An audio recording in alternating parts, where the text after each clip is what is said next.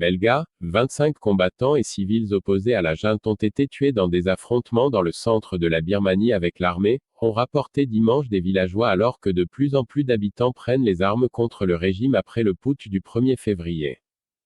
Depuis le coup d'État militaire qui a renversé la dirigeante civile Aung San Suu Kyi, le pays est en proie à des troubles qui ont entraîné la mort de 890 personnes selon une ONG locale. Dans certaines zones, les civils se sont organisés en groupes de défense pour lutter contre la junte, utilisant le plus souvent des fusils de chasse ou des armes artisanales. La région autour de Séguin, centre, connaît en particulier une multiplication d'escarmouches entre ces groupes et des militaires. Vendredi, des combats ont éclaté dans le canton de Depayin.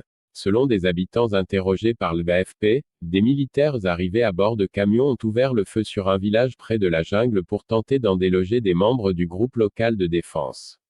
On avait entendu à 26 reprises des tirs d'artillerie, a assuré un villageois. Ils ont tiré sur tous ceux qui bougeaient sur la route et dans le village, a-t-il ajouté, précisant que des civils figurent parmi les victimes.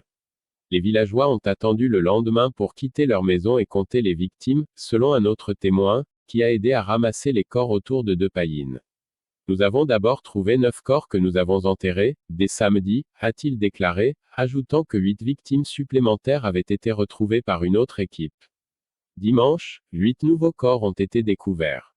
J'ai remarqué que la plupart ont été abattus d'une balle dans la tête, a-t-il assuré, une observation confirmée à l'AFP par une autre personne ayant participé aux inhumations.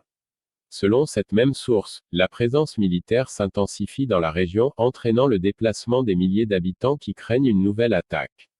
La BBC, dans sa version en langue birmane, a fait état d'un bilan similaire. Les médias d'État ont assuré que des militaires en patrouille avaient été pris dans une embuscade. Selon le quotidien Global New Light of Myanmar, les soldats ont repoussé des terroristes armés et retrouvé par la suite 4 mortiers et 6 armes à feu. Belga.